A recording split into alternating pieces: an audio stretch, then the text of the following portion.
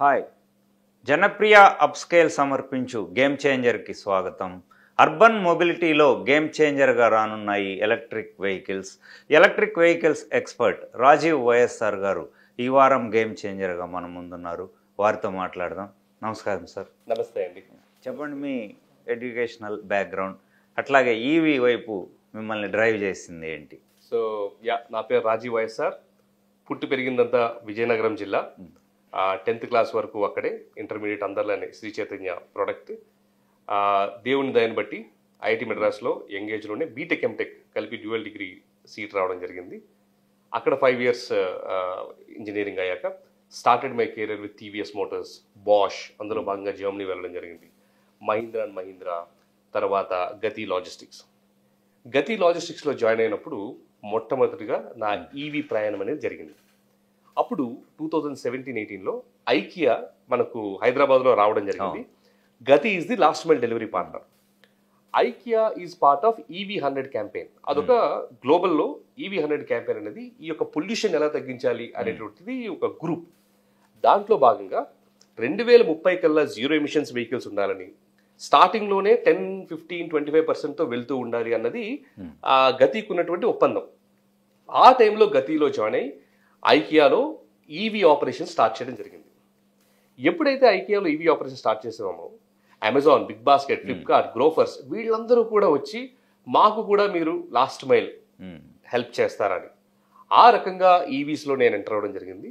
ఇంకక్కడి నుంచి central గవర్నమెంట్తో, NITI ఆయోగ్తో, department of heavy ఇండస్ట్రీస్తో లోతుగా work చేస్తూ వారి యొక్క పాలసీ మేకింగ్లో ఎస్పెషల్లీ కార్గోస్ తరపు నుంచి వాళ్ళకి ఇన్పుట్స్ ఇస్తూ జరుగుతుంది.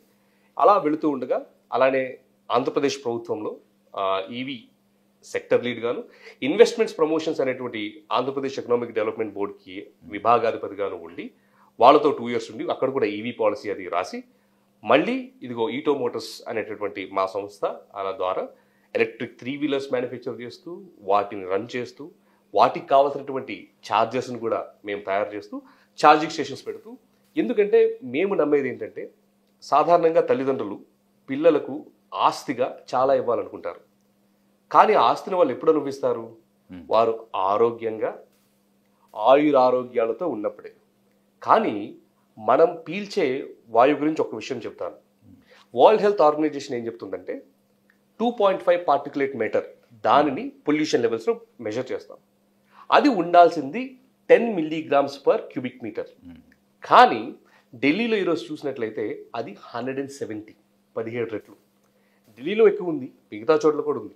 సో దీనివల్ల మనము నెక్స్ట్ భావితరాలకు ఏమి ఇస్తున్నాము అంటే పొల్యూటెడ్ ఎయిర్, పొల్యూటెడ్ వాటర్, అన్ని పొల్యూటెడ్ థింగ్స్. అప్పుడు నేను నిశ్చయించుకున్నది ఏంటంటే, నిజంగా మన యొక్క నెక్స్ట్ జనరేషన్ మనం ఇవ్వగలిగేది ఆయురారోగ్యాలు. అందులో మౌలికమైనది ఏమిటంటే పీల్చే గాలి పరిశుభ్రంగా ఉండాలి. అది కేవలము వెహికల్స్ ఏదైతే 30% పొల్యూషన్ కాంట్రిబ్యూట్ చేస్తున్నాయో, ఇవన్నీ ఎప్పుడైతే ఎలక్ట్రిక్ వెహికల్స్లో కన్వర్ట్ అవుతాయో అప్పుడు you and I and our children we can all breathe clean air. ఆ రకంగా ఈవీస్లో ఏదో ఒకటి చేయాలనేటువంటి తపన రావడం జరిగింది. ఇండియాలో ఎట్లా ఉంది పొటెన్షియల్ ఈవీస్కి? ఎట్లా? ఫెంటాస్టిక్, చాలా మంచి ప్రశ్న అడిగారండి.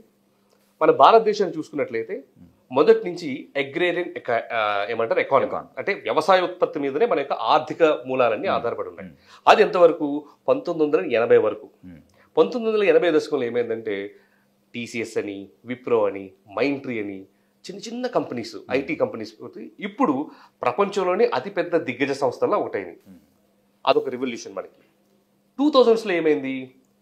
అమెజాన్ లాంటి కంపెనీస్ ఇండియాకు వస్తున్న టైంలో ఫ్లిప్కార్ట్ కానీ, స్నాప్డీల్ కానీ ఇలాంటి కంపెనీస్ రావడం వల్ల ఈ కామర్స్ అనే రివల్యూషన్ జరిగింది. అందులో కూడా ఇప్పుడు ప్రపంచంలో ఎక్కడ చూసుకున్నా, యూఎస్లో కూడా when I was doing my MBA 10 minutesలో డెలివరీ ఎక్కడ లేదు, ఇండియాలోనే ఉంది. 8 minutesలో డెలివరీ ఇండియాలోనే ఉంది. సో ఈ కామర్స్ రెవల్యూషన్.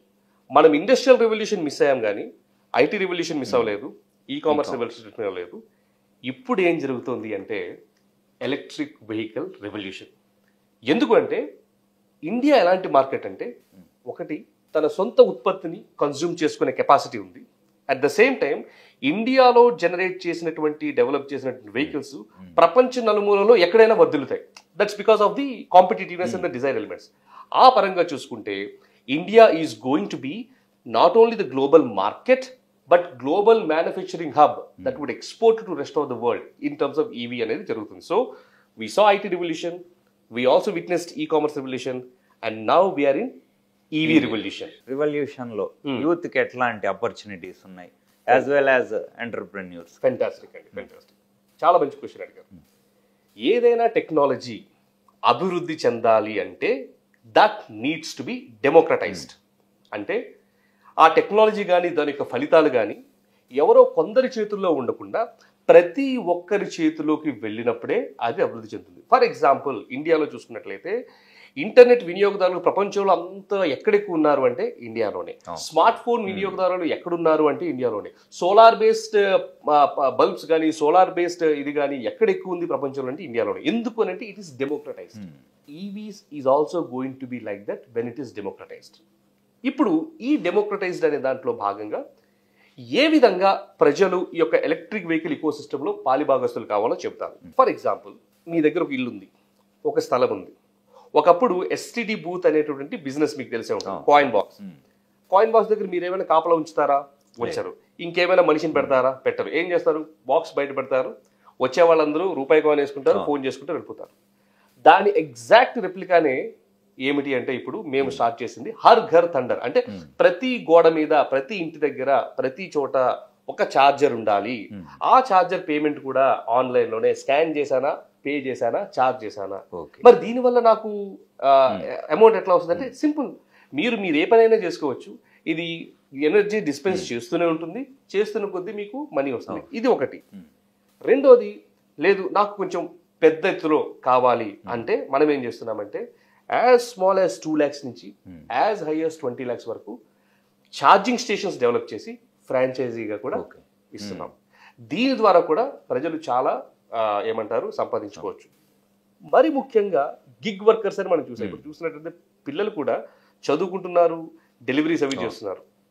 ఈ deliveries petrol vehicles, diesel vehicles తో కంపేర్ చేస్తే, పెట్రోల్ ఫర్ ఎగ్జాంపుల్ 2 wheelers కానీ 3 wheelers కానీ కంపేర్ చేస్తే ఈవీకి అయ్యే ఖర్చు 20% మాత్రమే.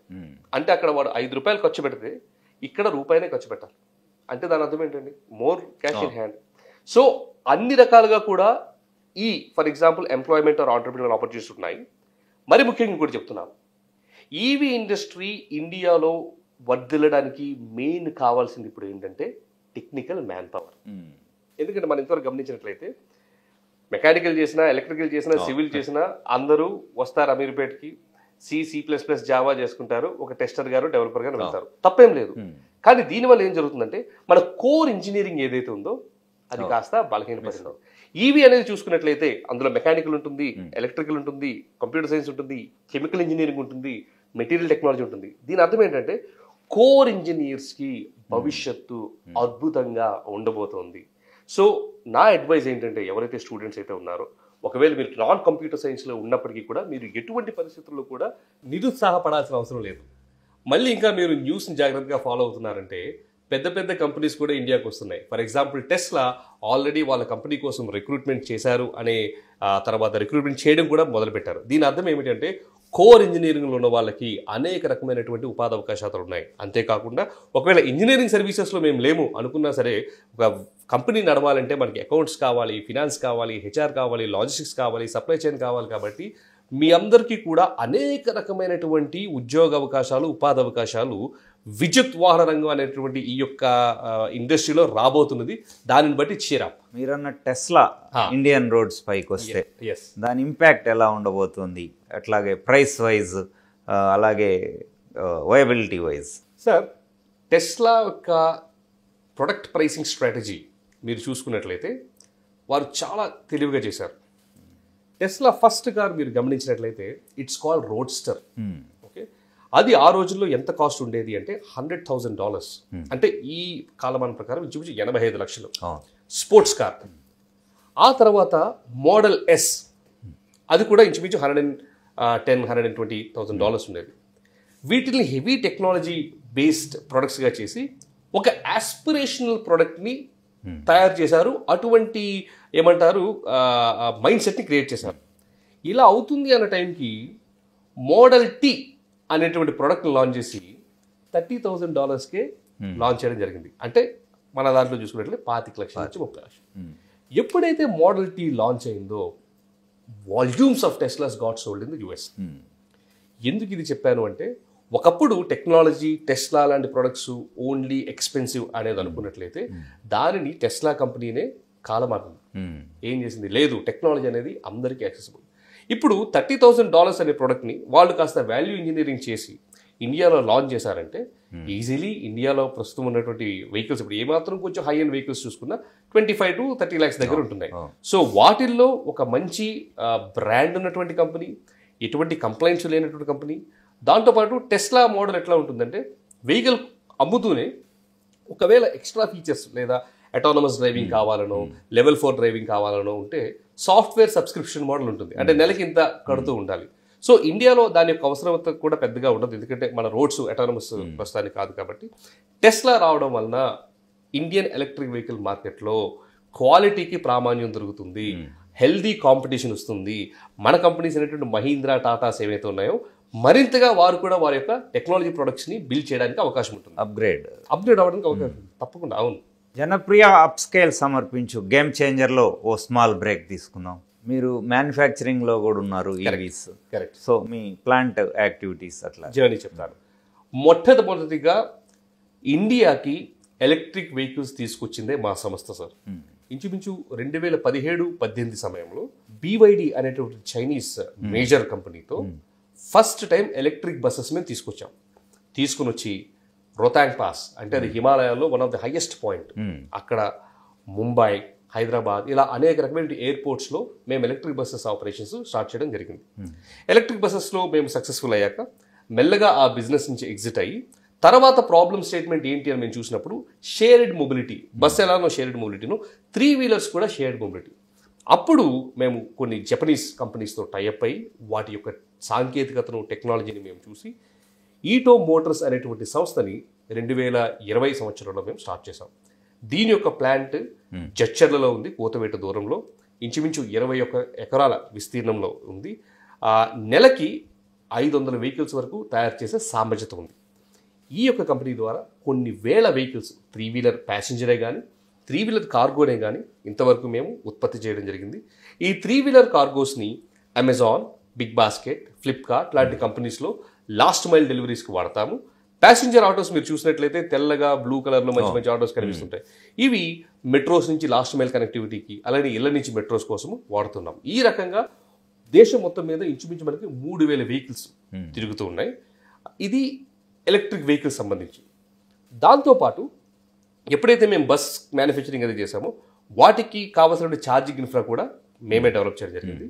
పుణేలో ఇండియాలోనే అతిపెద్ద charging infrastructure 5 megawatt charging infrastructure Bikaner Nagar అనే దాంట్లో పెట్టాం. 120 బస్సులు ఒకేసారి ఛార్జింగ్ అయ్యేటువంటి కెపాసిటీ. ఆ యొక్క అనుభవాన్ని మేము పరిగణలోకి తీసుకొని థండర్ ప్లస్ అనేటువంటి మళ్ళీ ఒక ఛార్జింగ్ కంపెనీని మేము మొదలు పెట్టడం జరిగింది. దీని ద్వారా అనేక రకమైనటువంటి ప్రొడక్ట్స్ని మేము చేస్తున్నాం. అండ్ దీని ద్వారా రకరకాలటువంటి ఛార్జింగ్ స్టేషన్స్ని, ఛార్జింగ్ పాయింట్స్ని దేశం మొత్తం మీద కూడా మేము ఏర్పాటు చేయడం జరుగుతుంది. ఈవీ స్పేస్లో జాబ్ ఆపర్చునిటీస్ ఎలా ఉండబోతున్నాయి, అట్లాగే ప్యాకేజెస్ అట్రాక్టివ్గా ఎంతవరకు ఉండొచ్చు? ఎస్, ఇప్పుడు ఎలక్ట్రిక్ వెహికల్స్ అనగానే మనం సాధారణంగా ఏమనుకుంటామంటే అన్ని చైనా నుంచి వస్తున్నాయి కదా అని అనుకుంటాం. కానీ అది తప్పు. ఎందుకంటే మోటార్స్ అనేది మనం చూసుకున్నట్లయితే అది ఎప్పటి నుంచో ఎలక్ట్రిక్ వెహికల్ సంబంధం లేకపోయినా అది ఎలక్ట్రానిక్ కాంపోనెంటే. అలానే అది కాకుండా మిగతా సెన్సర్స్ కానీ ఏమైనా సరే ఇలా చాలా ఎలక్ట్రానిక్ కాంపోనెంట్స్ ఆల్రెడీ ఉన్నాయి. ఈవీలో వచ్చింది కేవలం బయట నుంచి బ్యాటరీ సెల్, బ్యాటరీ ప్యాక్ కానీ. సో మోటార్ డిజైన్ కానీ, మోటార్ కంట్రోలర్ డిజైనర్ కానీ, ఈసీయూస్ కానీ, వీసీయూస్ కానీ, ఇటువంటి ఎలక్ట్రోమెకానికల్ అంటే మెకట్రానిక్స్ లాంటి వాటికి కోర్ ఇంజనీరింగ్లో అనేక రకమైనటువంటి అవకాశాలు ఉన్నాయి. అంతేకాకుండా ఈ EVs can also be considered as IoT products. అంటే ఏ విధంగా మనము మొబైల్ని రకరకాల వాటితో కనెక్ట్ చేస్తామో ఈవీని కూడా కనెక్ట్ చేసి ఇదిగో నేను ఇక్కడ ఉన్నాను, ఇక్కడికి రా అంటే ప్రొడక్ట్ రావచ్చు, నేను ఎక్కడుంటుండగానే వెహికల్ స్టార్ట్ చేయొచ్చు, ఈసీని కంట్రోల్ చేయొచ్చు, అవన్నీ చేయొచ్చు. సో సాఫ్ట్వేర్ ఐఓటీ ఎవరైతే టెక్నాలజీ ఉన్నారో వాళ్ళందరికీ అనేక రకమైనటువంటి అవకాశాలు ఉన్నాయి. ఇవన్నీ నేను కోర్ ఇంజనీరింగ్ పర్స్పెక్టివ్లో చెప్పాను. అంతేకాకుండా ఇప్పుడు ఎలక్ట్రిక్ వెహికల్స్ ముందుకు వెళ్ళాలి అంటే దాని గురించి ఎడ్యుకేట్ చేయాల్సినటువంటి అవసరం ఎంతో ఉంది. అంటే సేల్స్ కానీ, సప్లై చైన్ కానీ. సో దీనికి ఇంజనీరింగ్ అనే దాంతో సంబంధం లేకుండా ఎవరైనా ఈ యొక్క టెక్నాలజీని నేర్చుకుని వాటిలో వెళ్ళచ్చు. సో ముందు ముందు ఈవీస్ అనేది కనీసము ఒక 10 మిలియన్ అంటే కోటి ఉద్యోగాలను 2030 కల్లా తయారు చేస్తాయి అనేటువంటి నివేదికలు చెబుతున్నాయి. ఆ ప్రకారం అనేక రకమైనటువంటి అపారమైనటువంటి అవకాశాలు మన ఎలక్ట్రిక్ వెహికల్ రంగంలో అయితే ఉన్నాయి. అలాగే 2030కి మీరు ఎలా అంచనా వేస్తున్నారు? ఈ రోడ్స్ పై ఈవీస్ పర్సంటేజ్ ఎంత? Correct sir. ఇప్పుడు మనం చూసినట్లయితే ఒకప్పుడు ఎలక్ట్రిక్ వెహికల్స్ అంటే ఓన్లీ బస్సులే ఉండేవి, మెల్లగా ఆటోస్ రావడం మొదలైంది. ఇప్పుడు చూసినట్లయితే ఎలక్ట్రిక్ 2 వీలర్స్ సేల్స్ చాలా పెరిగినాయి. ఎంత పెరిగినాయి అంటే ఈ రోజు రెగ్యులర్ 2 వీలర్స్తో పోల్చుకుంటే ఎలక్ట్రిక్ 2 వీలర్స్ యొక్క పర్సంటేజ్ పెనిట్రేషన్ ఇంచుమించు డబుల్ డిజిట్ 10% వరకు వచ్చింది. ఎందుకు అది వచ్చింది అంటే సింపుల్, సప్లై చైన్ ప్రాబ్లమ్స్ తగ్గి జనాలలో అవగాహన పెరిగింది, more cash in hand, charging stations విరివిగా వచ్చినాయి. వీటన్నిటి వల్ల మంచిగా దానికో అవకాశాలు పెరిగినాయి. దీని ద్వారా ఏం మేము ఎస్టిమేట్ చేస్తున్నామంటే 2030కి వచ్చేటప్పటికి కొత్తగా అమ్ముడబోయే వెహికల్స్లో కనీసము ఒక 30 to 50% 2 వీలర్స్ ఉండబోతున్నాయి. కార్స్ చూసుకున్నట్లయితే ఒక 10 to 20% ఉండబోతున్నాయి. 3 వీలర్స్ మళ్ళీ 20 to 30% ఉండబోతున్నాయి. అంటే 2030 కల్లా ఓవరాల్గా చూసుకున్నట్లయితే ఒక 30% of electric vehicle penetration in all segments అనేది ఉండబోతుంది. సార్ 2070కి నెట్ జీరో ఎమిషన్స్ టార్గెట్గా పెట్టుకున్నాము. సో అది అచీవ్ అయ్యే క్రమంలో ఎట్లాంటి మీరు ఎలా చూస్తారు? మొట్టమొదటిగా మనకు అటువంటి మార్గదర్శకం చేసినటువంటి నాయకులు ఉండడము మన అదృష్టం. ఎందుకంటే COP26 జరుగుతున్నప్పుడు, ఎక్కడ ఇంగ్లాండ్లో జరుగుతున్నప్పుడు మోడీ గారు చేసినటువంటి ప్రసంగంలో చెప్పిన మొట్టమొదటి మాట ఏంటంటే India will be a net zero emission country by 2070. అది ఎందుకు ఇంపార్టెంట్ అంటే ఇప్పుడు ప్రపంచంలో చూసినట్లయితే ప్రతి 4-5 ఒకరు భారతీయులమే. Okay, and carbon footprint emissions ప్రకారం కూడా చూసినా మన యొక్క కంట్రిబ్యూషను ఈరోజు ఎక్కువగానే ఉంది. అందుకని 2016లో United Nations framework for climate control convention UNFCC అంటారు. ఆ ఒప్పందంలో మనం చెప్పింది ఏంటంటే 2030 కల్లా నా యొక్క కార్బన్ ఉత్పత్తి ఏదైతే ఉందో that I will reduce by 15% to the numbers registered in 2005. గమనించండి, 2015లో మనం సంతకం పెట్టాం. దాంట్లో ప్రామాణికంగా తీసుకున్నది 2005లో మనం ఎంత ఉత్పత్తి చేస్తున్నాము, ఏమని చేసాము దానితో కంపేర్ చేసుకుంటే 15% 2030 కల్లా తీసుకొస్తాను, తగ్గిస్తాను. India all said and done we are still a developing nation. అంటే మ్యానుఫ్యాక్చరింగ్లో కానీ వేటి మీద కూడా మనము వెనకడుగు వేయడానికి అవకాశం లేదు. మరి ఏ విధంగా 2030 కల్లా అటువంటి టార్గెట్స్ చేయగలరు, ఏ విధంగా 2070 కల్లా నెట్ జీరో ఎమిషన్స్ అవ్వగలరు అని అంటే దానికి సమాధానమే ఎలక్ట్రిక్ వెహికల్స్. ఎందుకంటే ఇప్పుడు పొల్యూషన్ మనం చూసినట్లయితే 30% ఆఫ్ ఎయిర్ పొల్యూషన్, వాయు కాలుష్యంలో 30% దేని వల్ల వస్తుంది అంటే ట్రాన్స్పోర్ట్ సెక్టర్ వల్లనే. ఒకసారి ఊహించుకోండి, ఈ 30% కూడా ఎప్పుడైతే ఈవీస్లోకి కన్వర్ట్ అవుతాయో that's going to be direct drop. అంతేకాకుండా దీంతో అనేక రకమైనటువంటి యాలిడ్ సెక్టర్స్, బ్యాటరీ మ్యానుఫ్యాక్చరింగ్ కానీ, సెల్ మ్యానుఫ్యాక్చరింగ్ కానీ, మోటార్ మ్యానుఫ్యాక్చరింగ్ కానీ, కంట్రోలర్ మ్యానుఫ్యాక్చరింగ్ కానీ అనేక రకమైనటువంటి యాలిడ్ సెక్టర్స్ రావడం జరుగుతుంది. అంతేకాకుండా నితిన్ గడ్కరీ గారు ఇంతటితో ఆగట్లేదు. ఏమంటున్నారైనా, ఓకే ఎలక్ట్రిక్ వెహికల్స్ మనం కొంతవరకు వచ్చాం, ఇక్కడ నుంచి మనం హైడ్రోజన్ వెహికల్స్కి వెళ్ళాలంటున్నారు. హైడ్రోజన్ వెహికల్స్ అంటే దాని అర్థం ఏంటి? హైడ్రోజన్ ఆక్సిజన్ ని కలిపి బర్న్ చేస్తే వచ్చేది మంచినీళ్ళు, water is the right. So hydrogen fuel cell vehicles కూడా వచ్చినప్పుడు హైబ్రిడ్ రాబోతున్నాయి. అంటే ఒక వెహికల్లో హైడ్రోజన్ ఫ్యూయల్ సెల్ ఉండబోతుంది, ఈవీ ఉండబోతుంది, లేదా ఈవీస్ అనే పవర్ ట్రైన్ ఉంటే వెనకాతల energy source hydrogen fuel cell ఉండబోతుంది. అంటే మల్టిపుల్ కాంబినేషన్స్లో రావడం వల్ల ఏమవుతుందంటే ఈ వాల్యూమ్స్ పెరగడం వల్ల రేట్స్ తగ్గుతాయి, రేట్స్ తగ్గడం వల్ల అడాప్షన్ పెరుగుద్ది, అడాప్షన్ పెరగడం వల్ల కన్జంప్షన్ ఆఫ్ ఎలక్ట్రిక్ వెహికల్స్ పెరుగుతుంది, దానివల్ల పొల్యూషన్ అనేది తగ్గుతూ ఉంది. దీన్ని 2070 కల్లా మనము అచీవ్ చేయడము పెద్ద అభ్యంతరకరమైనటువంటి విషయమో లేకపోతే అసాధ్యమైనటువంటి విషయమో కాదు.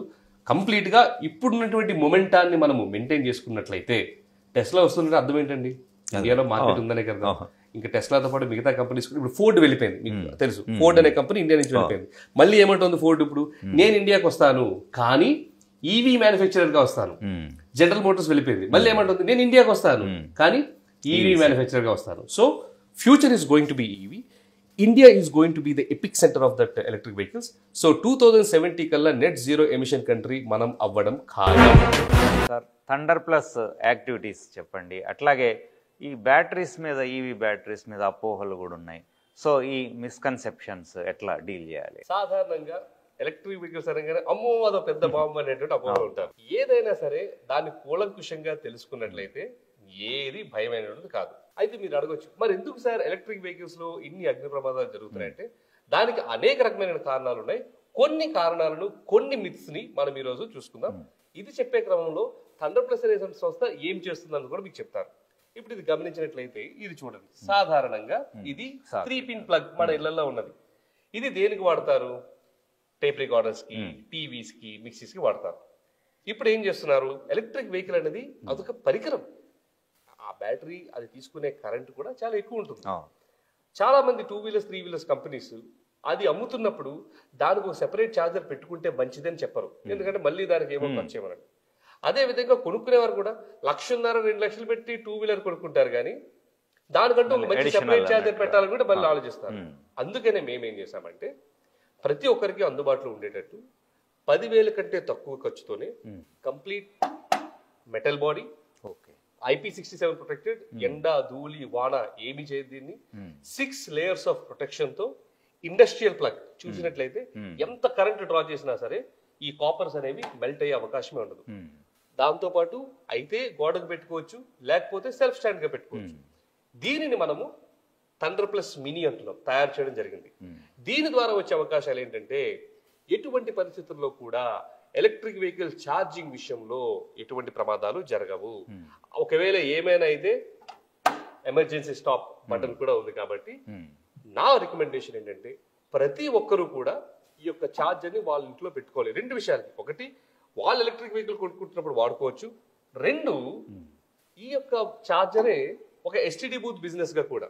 ఇప్పుడు చూసారు, ఇది స్కాన్ ఉంది, స్కాన్ చేసుకుంటారు, పే చేసుకుంటారు, ఛార్జింగ్ చేసుకుంటారు.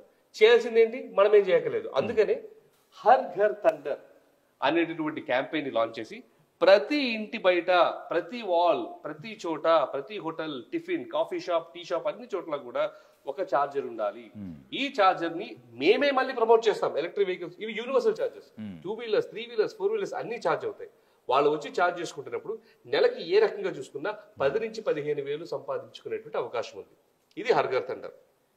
దాంతోపాటు మేము ఈటో మోటార్స్ లో పనిచేస్తున్నప్పుడు, అంటే ఈటో మోటార్స్ మా సంస్థలో ఉంటున్నప్పుడు మాకు అర్థమైంది ఏంటంటే గిగ్ వర్కర్స్ అంటారు, అంటే లాస్ట్ మైల్ డెలివరీ పీపుల్. వీళ్ళు ఎంత ఎక్కువ రోడ్డు మీద పరిగెడితే వాళ్ళకంత డబ్బులు వస్తాయి.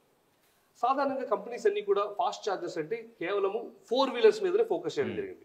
మేము ఆలోచించింది ఏంటంటే ఇటువంటి గిగ్ వర్కర్స్ మధ్యాహ్నం భోజనం చేస్తున్నప్పుడు ఎప్పుడో కనీసం గంటన్నర ఆగితే గానీ మళ్ళీ ఫుల్ ఛార్జ్ అవ్వదు. వాళ్ళ కోసం మొట్టమొదటిగా దేశంలోనే రండి సార్,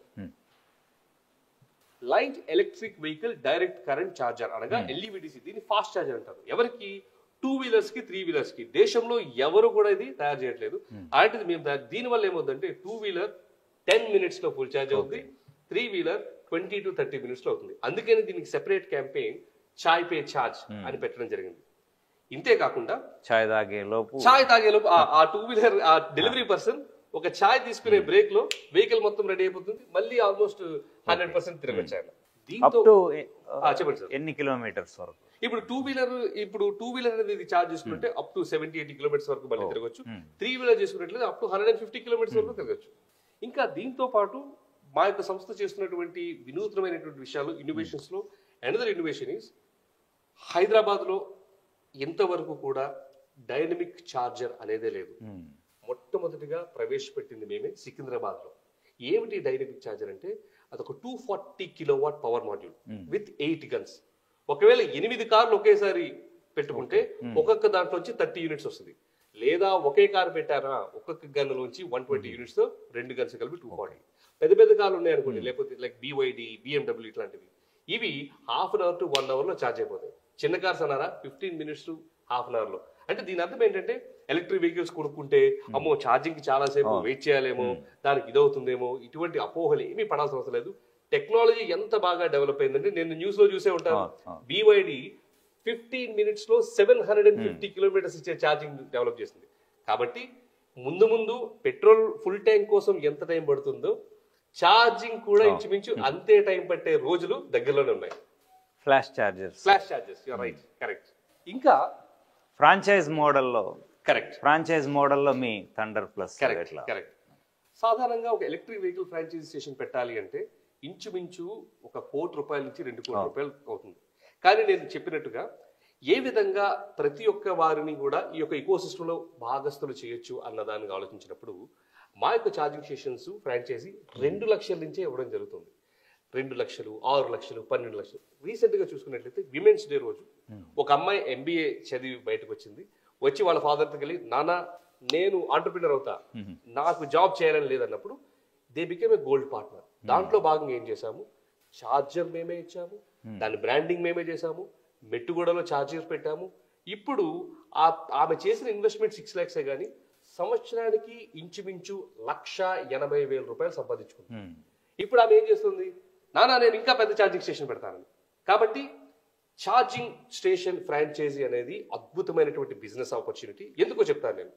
ఒకటి, ఛార్జింగ్ సంబంధించినటువంటి సాంకేతికత కానీ, దాని ఇన్ఫ్రాస్ట్రక్చర్ కానీ, పవర్ కానీ, వీటితో పాటు ఆ ఛార్జింగ్ స్టేషన్స్ కి కస్టమర్స్ ని కూడా తీసుకొచ్చే బాధ్యత మాది. ఎందుకంటే ఓ మొబిలిటీ కానీ, శ్రీనివాస క్యాబ్స్ కానీ, శ్రీనిజ ట్రావెల్స్ కానీ, ఊబర్ కానీ, ఓలా కానీ, తర్వాత ఇటువంటి కంపెనీస్ అన్నింటిలో మాకు భాగస్వామ్యం ఉండడం వలన వాళ్ళందరికీ కూడా ఈ యొక్క ఛార్జింగ్ స్టేషన్స్ లో మేము తీసుకురావడం జరుగుతుంది. సో 2 లక్షల నుంచి 20 లక్షల వరకు వారి స్థాహత ప్రకారము మా దగ్గరికి రండి. ఛార్జింగ్ స్టేషన్ బిజినెస్ లో మంచి ఉపాధి అవకాశాలు ఉన్నాయి, మంచి ఆంటర్ప్రెన్యూర్ ఆపర్చునిటీస్ ఉన్నాయి. ఇన్ఫాక్ట్ ఈ ఇండస్ట్రీ ఇప్పుడిప్పుడే డెవలప్ అవుతుంది కాబట్టి ఎర్లీ మూవర్ అడ్వాంటేజ్, ఎవరైతే త్వరగా ఆలోచించి నిర్ణయం తీసుకుని ముందుకు వెళ్తారో మీకు ఎర్లీ మూవర్ అడ్వాంటేజ్ ఉంది. హైదరాబాద్ తర్వాత ఆంధ్రప్రదేశ్, మన తెలుగు రాష్ట్రాల్లో మేము ఇప్పుడు సూర్యాపేటలో ఒక పెద్ద ఛార్జింగ్ స్టేషన్ పెట్టాం, విజయవాడలో పెద్ద ఛార్జింగ్ స్టేషన్ పెట్టాం, రాజమండ్రి, విశాఖపట్నంలో పెట్టబోతున్నాం. అంతేకాకుండా వరంగల్, ఖమ్మం, కరీంనగర్, సిద్దిపేట్, జహీరాబాద్, నిజామాబాద్, మనకున్నటువంటి అన్ని సిటీస్ లో కూడా ఛార్జింగ్ స్టేషన్ పెట్టబోతున్నాం. ఇది మా ఒక్కరి వల్ల కాదు, మీరు కూడా ఈ యొక్క రెవల్యూషన్ లో పాలిభాగస్తులు కావాలి. దీని ద్వారా వచ్చే ఫలాలు ఏవైతే ఉన్నాయో మీరు కూడా వాటిని అనుభవించాలి. రైట్ అండి. ఇప్పుడు మీరు అన్నట్టు బిగ్ ఛార్జింగ్ స్టేషన్ పెట్టాలంటే వాళ్ళకి ఎలాంటి ఫెసిలిటీస్ అండ్ ఇన్వెస్ట్మెంట్ ఎంత? సో ఒక 240 కిలోవాట్ ఒక పెద్ద ఛార్జింగ్ స్టేషన్ పెట్టాలనుకుంటే వాళ్ళకి ఇంచుమించు అయ్యే ఖర్చు ఒక 30 నుంచి 50 లక్షల రూపాయలు ఆ యొక్క ప్లేస్ ప్రకారం. అయితే ఈ ఛార్జింగ్ స్టేషన్ వల్ల అవకాశాలు ఏంటంటే మురళి గారు, ఇప్పుడు ఎవరైనా వ్యక్తి ఛార్జింగ్ చేసుకోవాలనుకుంటే ఇంచుమించు అరగంట నుంచి 45 నిమిషాలు ఉంటాడు. అరగంట నుంచి 45 నిమిషాలు ఉన్న వ్యక్తి సైలెంట్ గా ఉన్నాడు కదా, అక్కడ మనం చిన్న ఏమంటారు స్నాక్స్ కౌంటర్ కానీ, హోటల్ కౌంటర్ కానీ పెట్టినప్పుడు 2 రకాలుగా. ఇది ముఖ్యంగా ఎవరికంటే ఇప్పుడు హైవేస్ లో మనం చూసినట్లయితే చాలా మంది హైవేస్ లో వాళ్ళ హోటల్స్ బయట పెద్ద పెద్ద పార్కింగ్ ప్లేసెస్ ఉంటాయి. వస్తారు, పార్క్ చేసుకుంటారు, 10-15 నిమిషాల్లో తినేసి వెళ్ళిపోతారు. ఆ హైవేస్ లో ఒకవేళ మనము ఈ యొక్క ఛార్జింగ్ స్టేషన్స్ వాళ్ళ పార్కింగ్ లో పెట్టామంటే వచ్చిన ప్రతి ఒక్కరు కూడా first of all me hotel మొత్తం హైలైట్ అయిపోద్ది, హైవేస్ లో ఇక్కడ ఛార్జింగ్ ఉందని ప్లాన్ చేసుకుని వస్తారు. వచ్చిన వాళ్ళు కనీసం గంటపా ఉంటారు. కాబట్టి మీ యావరేజ్ ఆర్డర్ వాల్యూ బిల్ ఏదైతే కడతారో, ఒక కాఫీ తాగే బదులు 2-3 కాఫీలు, ఒక దోశ తినే బదులు 2-3 దోశలు తింటారు. దీంతో మీకు ఈవీస్ ద్వారా వచ్చే బిజినెస్ తో పాటు మీకు ఫుడ్ ద్వారా వచ్చే బిజినెస్ కూడా ఎక్కువ ఉంటుంది. అందుకని మా యొక్క రికమెండేషన్ ఏంటంటే ఎవరెవరైతే ఆల్రెడీ హోటల్స్ ఉన్నారో వాళ్ళకి 30-40 లక్షలు పెట్టాల్సిన అవసరం కూడా లేదు. వాళ్ళకి 15 నుంచి 20 లక్షల లోపే వాళ్ళ పార్కింగ్ లాట్ లోనే ఛార్జింగ్ స్టేషన్ వస్తుంది. దాని ద్వారా వాళ్ళకి వచ్చే లాభంతో పాటు ఈవీస్ ద్వారా వచ్చే లాభం కూడా చాలా అధికంగా ఉండబోతుంది. Right sir. అట్లాగే మీరు స్టార్ట్అప్ స్పేస్ లో కూడా మాస్టర్ క్లాసెస్ అవి చేస్తుంటారు. కరెక్ట్. సో ఎట్లా స్టార్ట్అప్ ఎంటర్ప్రెన్యూర్స్ కూడా ఈ స్పేస్ లో ఎలా ఉండే అవకాశం? ఇప్పుడు ఎప్పుడైనా గమనించండి, ఏదైనా దేశంలో పేదరికం పోవాలి అంటే 3 మార్గాలు. ఒకటి విద్య, ప్రతి ఒక్కరూ విద్యావంతులై ఉండాలి. రెండోది ఉద్యోగము. కానీ ఎంతమందికైనా ఉద్యోగం ఇస్తారు? ఉద్యోగం అనేది లిమిటెడ్. అంటే మరి ఏంటి అర్థం? మూడోది ఏంటి అంటే వాళ్ళ కాళ్ళ మీద నిలబడేటువంటి ఆంటర్ప్రినర్స్ అవ్వాలి. దీనివల్ల ఏమవుతుంది, వాళ్ళ కాళ్ళ మీద నిలబడడం కాకుండా 10 మందికి ఉద్యోగం ఇచ్చినట్టు job makers. Exactly, they will not be job seekers, job makers. అందుకనే నేను టీ హబ్ తో, ఐఎస్బి హైదరాబాద్ తో, నేను పాస్ అవుట్ అయినటువంటి ఐఐటి మెడ్రాస్ తో, అంతేకాకుండా రీసెంట్ గా నేను ఎంబీఏ నుంచి పాస్ అయిన MIT Sloane school of management, ఈ అన్ని పెద్ద పెద్ద యూనివర్సిటీస్ లో కూడా నేను మెంటర్ గా ఉన్నాను. పిల్లలకి ఏ విధంగా బిజినెస్ చేయాలి, వచ్చిన ఐడియాని ఏ విధంగా వ్యాలిడేట్ చేసుకోవాలి, ఏ విధంగా కస్టమర్స్ దగ్గర తీసుకువెళ్ళాలి, బిజినెస్ మోడల్ ఎట్లా బిల్డ్ చేయాలి, ఫైనాన్షియల్ మోడల్ ఎట్లా బిల్డ్ చేయాలి, ఆ ప్రకారము వారు ఆంటర్ప్రినర్స్ గా ఎలా మరి ఫలితాలను, సక్సెస్ ని సాధించాలి అనేటువంటిది వీళ్ళతో చేస్తూ ఉంటాను. ఇది నా ఏమంటారంటే ప్యాషన్ అనుకోవచ్చు, తపన అనుకోవచ్చు, కోరిక అనుకోవచ్చు. Right sir. అట్లాగే స్టార్ట్అప్స్ సక్సెస్ అవ్వాలంటే మీ సజెషన్స్? గ్రేట్ సార్, మంచి క్వశ్చన్. సాధారణంగా స్టార్ట్అప్ ఫౌండర్స్ ఏం చేస్తారంటే, నాకు అద్భుతమైన ఐడియా వచ్చింది, నేను స్టార్ట్అప్ పెట్టేస్తాను అని అంటూ ఉంటారు. కానీ ఒక స్టార్టప్ సక్సెస్ అవుతుందా లేదా అనేది రుజువు చేసేది ఐడియా కాదు, మరి ఏంటి అంటే ఫస్ట్ పేయింగ్ కస్టమర్. నీ ఐడియా అద్భుతంగా ఉండొచ్చు, కానీ ఆ ఐడియాకి ఇంత వెల కట్టి కొనుక్కునేటటువంటి కస్టమర్ ఉన్నాడా లేదా. సో ప్రతి స్టార్టప్ ఫౌండర్కి నేను చెప్పేది ఏంటంటే ఐడియాస్ అందరికీ వస్తాయి బాస్, కానీ కావాల్సింది ఆ ఐడియాని ఎగ్జిక్యూట్ చేయగలగాలి. ఎగ్జిక్యూట్ చేసిన తర్వాత మొట్టమొదటి చేయాల్సింది ఏంటంటే మీరు ఎవరి కోసము ఈ యొక్క ప్రొడక్ట్ని కానీ కాన్సెప్ట్ని కానీ సర్వీసెస్ కానీ డిజైన్ చేశారో అటువంటి కస్టమర్ సెగ్మెంటేషన్ చేసుకుని వాళ్ళ దగ్గరికి వెళ్ళి మీ యొక్క ఐడియాని కానీ ప్రొడక్ట్ని కానీ అమ్మే ప్రయత్నం చేయండి. అది 10 రూపాయలు కావచ్చు, 20 రూపాయలు కావచ్చు, 100 రూపాయలు కావచ్చు, 1,00,000 రూపాయలు కావచ్చు. అమ్మే ప్రయత్నం అయితే చేయాలి. ఎప్పుడైతే ఆ యొక్క కస్టమరు తన యొక్క జోబులోంచి 100 రూపాయలైనా తీసుకుని ఇచ్చి నాకు ఈ ప్రొడక్ట్ కావాలి అని అన్నారా, congratulations, you are an Ambani in making. అది లేకుండా నేను ఇది చేసేస్తా అది చేసేస్తా నాకు ఐడియాలు ఉన్నాయంటే మాత్రం ఐడియాల మీద ఆకలి తీరదు. ప్రొడక్ట్స్ సర్వీసెస్ ఆ ఎదుటివారి అవసరతను తీరిస్తేనే మనకు డబ్బులు వచ్చి మన ఆకలి తీరుతుంది. సో నేను ఇచ్చే సజెషన్ ఏంటంటే always identify your first paying customer. Paying customer వచ్చారా, డన్. ఒకవేళ కస్టమర్ పే చేయలేదు అనుకోండి, రిజెక్షన్ వచ్చింది అనుకోండి, మీకు అమూల్యమైనటువంటి లెర్నింగ్ ఆపర్చునిటీస్ అక్కడే ఉన్నాయి. ఎందుకు ఆ కస్టమర్ పే చేయలేదు, ఆయన పెయిన్ పాయింట్స్ ఏంటి, ఆ పెయిన్ పాయింట్స్ మనం సాల్వ్ చేస్తున్నామా, ఇవన్నీ మీరు ఆలోచన చేయడం వల్ల వచ్చేటటువంటి ఫలితాలు ఏవైతే ఉన్నాయో they will make you unstoppable. Right అండి. ఇప్పుడు రాబోయే 5 yearsలో యూవీ రేస్ ఎలాంటి టర్న్ తీసుకోబోతుంది? రాబోయే 5 years అంతా కూడా ఈవీస్ దేనండి. ఎందుకంటే మల్టిపుల్ ఇకో సిస్టమ్స్, వెహికల్స్ ని రెంటల్, ఫినాన్స్, తర్వాత వెహికల్స్ తీసుకున్న వాటిని నడిపి లాస్ట్ మైల్ డెలివరీస్, అవి బస్సెస్. ఇప్పుడు మేము కొత్తగా హైదరాబాద్ నుంచి విజయవాడకు కూడా బస్సులు చేయడం జరిగింది. బస్సెస్ సర్వీసింగ్, దాని యొక్క తర్వాత చార్జర్ మ్యానుఫ్యాక్చరింగ్, చార్జ్ పాయింట్. ఈ ఇకో సిస్టమ్ చూసినట్లయితే ఇందులోనే అనేక రకమైనటువంటి అవకాశాలు ఉండడం జరుగుతుంది. మొదటిలో చెప్పినట్టుగా India is not only the global manufacturing hub, India is also going to be the manufacturing hub for the entire world. Not only a marketplace, but India is going to create marketplace for the entire world. So future is going to be EVs. ఏ విధంగా మనం 1980s దశకంలో అదొక IT revolution అని, 2000 దశకంలో అది e commerce revolution అన్నామో, 2020 దశకంలో ఇది electric vehicle revolution. Do not miss to be part of this beautiful revolution. Invest yourself. మంచిగా ఇన్వెస్ట్ చేసుకోండి, స్కిల్స్ డెవలప్ చేసుకోండి, బిజినెస్ ఆపర్చునిటీస్ తెలుసుకోండి, చదవండి, నేర్చుకోండి, మీ అంతలో మీరు ఆంటర్‌ప్రెన్యూర్స్ కావండి. మీకు దీంట్లో ఏమైనా సపోర్ట్ కావాలంటే thank you very much for HM TV ఇంత మంచి ప్రోగ్రామ్ చేసినందుకు. ఈ ప్రోగ్రామ్ చేసిన వాళ్ళని కాంటాక్ట్ అవ్వండి, లేదా thunderplus.io అని వెబ్సైట్లో మమ్మల్ని కాంటాక్ట్ అవ్వండి. మిమ్మల్ని సక్సెస్ఫుల్గా చేసే బాధ్యత మాది. Thank you very much. ఇప్పుడు తెలంగాణ గవర్నమెంట్ మహిళలని స్వయం సమృద్ధి చేసి వాళ్ళని మిలియనీర్స్ గా బిలియనీర్స్ చేయాలనేది ఒక ఎయిమ్. సో మీరు ఎట్లా వాళ్ళని మీ దానిలో పార్టిసిపేట్? సీఎం రేవంత్ రెడ్డి గారు మొన్న పిలిపించారు 1 కోటి మంది మహిళా కోటీశ్వర్లు. అయితే దాంట్లో భాగంగానే మేము తెలంగాణ ప్రభుత్వంకి చేస్తున్నటువంటి విన్నపం, లేకపోతే వాళ్ళతో వర్క్ చేస్తున్న విధానం ఏమిటంటే, ఎవరైతే ఈ సెల్ఫ్ హెల్ప్ గ్రూప్స్ కానీ ఎవరైతే వీళ్ళు 0% వడ్డీలకు ఇస్తున్నారో వాళ్ళ కోసము ఒక స్పెషల్ ఈవీ ఛార్జింగ్ ఫ్రాంచైజీ ప్యాకేజీని డెవలప్ చేయడం జరిగింది. అందులో భాగంగా ఏమిటంటే ఆ యొక్క ఫ్రాంచైజీ విలువ ఇంచుమించు 7 లక్షలు ఉన్నట్లయితే ఒక 2 లక్షలు మేము పెడుతూ 5 లక్షలు గవర్నమెంట్, తర్వాత ఆ యొక్క వినియోగదారులు ఎవరైతే ఉన్నారో వారు పెట్టడం ద్వారా ఏమవుతుందంటే వారు స్వయం ఉపాధి కలిగినటువంటి స్త్రీలుగా ఉండడం జరుగుతుంది. దీని ద్వారా 20-30 లక్షలు లాంటివి పెట్టకుండా ఇంచుమించు 7 లక్షల్లోనే ఒక ఈవీ ఛార్జింగ్ ఫ్రాంచైజీ ఓనర్గా జరుగుతుంది.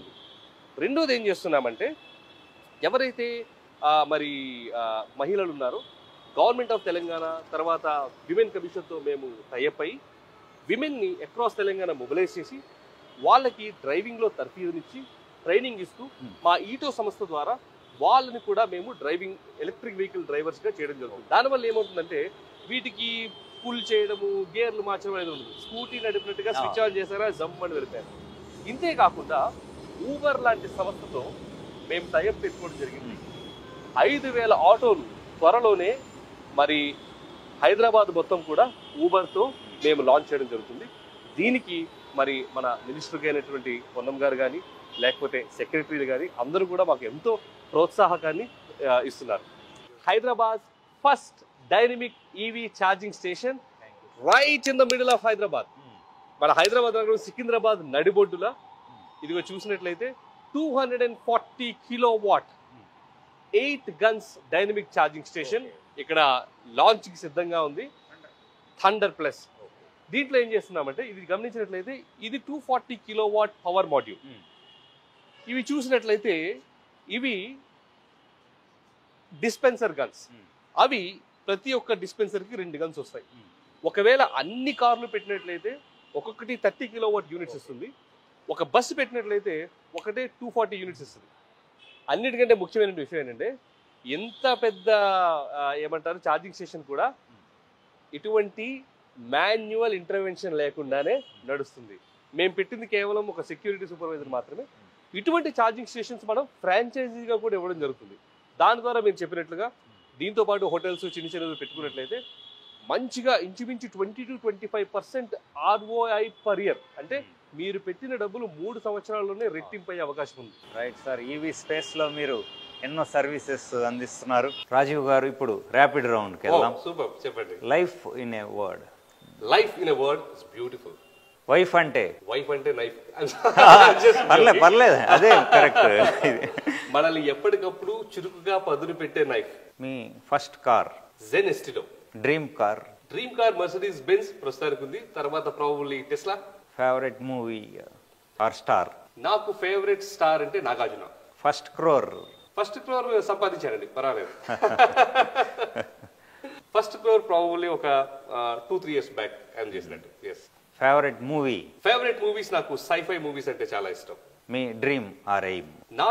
నా ఏమేంటంటే టు బీ రిసోర్స్ఫుల్. అంటే మనమేదో పుట్టామా, బతికామా, సంపాదించుకున్నామా, బిల్లులు కట్టామా, చచ్చిపోయామని కాకుండా మన ద్వారా కనీసం ఒక 10 మంది జీవితాలు వెలిగించబడ్డాయా, వాళ్ళకు ఒక మార్గదర్శకం చూపించగలిగామా, వాళ్ళని కాస్త ఇన్స్పైర్ చేయగలిగామా. ఒకవేళ అది చేయగలిగితే ఈ జన్మకు ఆ సార్థకత చాలు. రైట్ అండి, మీ డ్రీమ్స్ అండ్ ఎయిమ్స్ ఫుల్ఫిల్ కావాలని కోరుతున్నాము. EVs are going to be the game changer and future. Within EVs, the Thunder Plus charging business is going to be the game changer. But you know who is the real game changer? It is you, because you are going to take lead in moving this revolution forward and in the process building your own career and your own enterprise. What are you waiting for? Join the Thunder Plus franchisee program and you become the game changer of your own life. Thank you very much. Thank you very much. Thank you so much, sir. మంచి programme చేశారు. ఇలా చాలా మందిని మీరు inspire చేస్తూనే ఉండాలి. Thank you so much. Thank you.